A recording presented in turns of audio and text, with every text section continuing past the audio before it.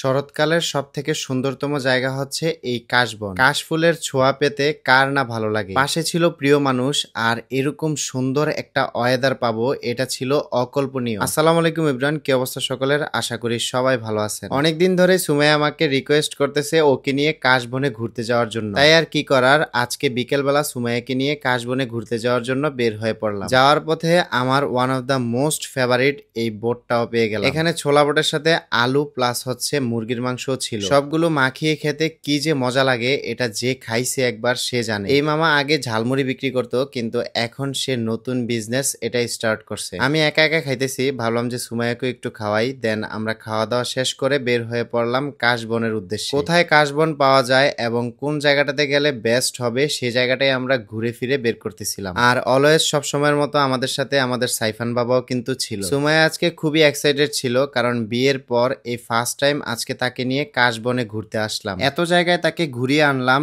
Even দেশের বাহিরেও কিছুদিন আগে ঘুরিয়ে নিয়ে আসলাম, অথচ এই কাশফুলের জন্য সে আমাকে বলে ফেললো তাকে নাকি আমি কখনো কোথাও ঘুরতে নিয়ে যাই না। বিশেষ করে সে কারণেই আজকে আমি তাকে নিয়ে বের হইছি। পুরো জায়গাটা খুব নিট অ্যান্ড ক্লিন আর অনেক সুন্দর ছিল। অন্যান্য দিন কেমন থাকে জানি না, বাট আজকের ওয়েদারটা খুবই ভালো ছিল। বলতে ভুলে গিয়েছিলাম, আমাদের সাথে কিন্তু আরো দুইটা ভাই এবং আমার ফ্রেন্ড ছিল। দুইটা ভাইয়ের মধ্যে একজন ভাই ছিল আমাদের ভিডিওগ্রাফি করার জন্য, আর আরেকজন ভাই ছিল আমাদের ফটোগ্রাফার। আপনারা চাইলে আপনাদের ওয়েডিং অথবা আপনাদের যে কোনো মোমেন্টের ভিডিওগ্রাফি অথবা ফটোগ্রাফি যেটাই চান না কেন সবকিছু তাদের দিয়ে করিয়ে নিতে পারবেন। ভাইয়াদের ফেসবুক পেজের নাম হচ্ছে ছবি কথন। আমি এই ভিডিওর ক্যাপশনে তাদের পেজটা মেনশন দিয়ে রাখবো। একটা জিনিস আমাদের খুবই ভালো লাগে, আমরা যেখানেই যাই না কেন এরকম আমাদের অনেক ভালোবাসার মানুষ আমরা পেয়ে যাই। আজকে এখানে এসেও আমাদের অনেকগুলো ভালোবাসার মানুষের সাথে দেখা হয়ে গেল। আপনাদের এরকম ভালোবাসাগুলো আমাদের কাছে সত্যি অনেক ভালো লাগে। আজকে আমাদের ড্রোন শুট করবে আমাদের সাইফান বাবা। এই ড্রোনটা সে যখনই দেখে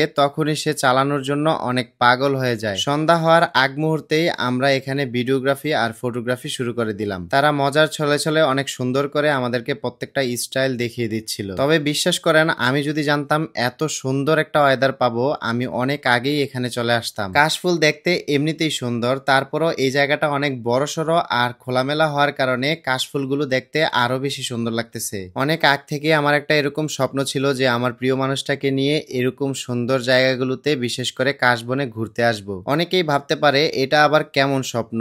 এই জিনিসটা খুব ছোটখাটো হলেও আমার কাছে এই জিনিসগুলোই অনেক ভালো লাগে। চলার পথে টাকা পয়সা দরকার হলেও সবসময় টাকা পয়সা দিয়ে সবকিছু হয় না। এই যে ছোটখাটো সুন্দর মোমেন্টগুলো, এই মোমেন্টগুলো কিন্তু চাইলেও টাকা দিয়ে কিনা যাবে না। বিকেল গড়িয়ে যখন সন্ধ্যা হবে তার আগ মুহূর্তেই সূর্যটা লাল টকটকে হয়ে আছে। এই মুহূর্তটা এবং এই জায়গাটা পৃথিবীর সকল সৌন্দর্যকে হার মানাবে। আমার তো এখান থেকে যেতে কোনোভাবেই ইচ্ছে করতেছিল না। শাড়ি পরতে অনেক সময় লাগে, তাই সুমাইয়া আজকে শাড়ি পরে আসে নাই, কিন্তু সে এখানে আসার পর অনেক আফসোস করতেছে। সে বারবার বলতেছে সে যদি আগে থেকে জানতো যে জায়গাটা এত সুন্দর হবে তাহলে সে শাড়ি পরেই আসতো। আজকের এই দিনটাও আমার কাছে সারা জীবন স্মরণীয় হয়ে থাকবে। সবাই ভালো থাকবেন, সুস্থ থাকবেন, দেখা হচ্ছে পরবর্তী কোনো ভিডিওতে। আল্লাহ হাফেজ।